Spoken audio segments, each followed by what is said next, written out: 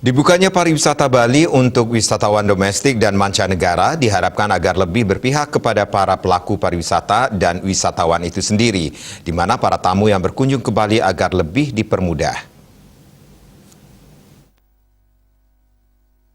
Sudah hampir 2 tahun warga dunia dihantam wabah COVID-19. Tak terkecuali Bali yang sangat terpuruk pariwisatanya akibat virus mematikan tersebut. Belakangan ini kasus COVID-19 sudah mulai melandai sehingga pariwisata Bali sudah bisa dibuka kembali.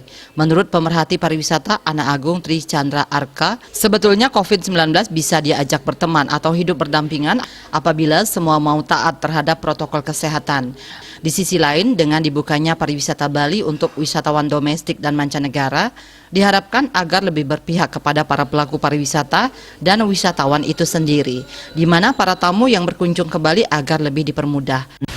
Sebetulnya COVID ini kita bisa ajak berteman ya, berteman dalam arti bagaimana kita kembali ke diri kita sendiri dengan melakukan tahap-tahapan yang sudah biasa kita lakukan, pakai masker, cuci tangan, dan menjaga kebersihan dan sebagainya.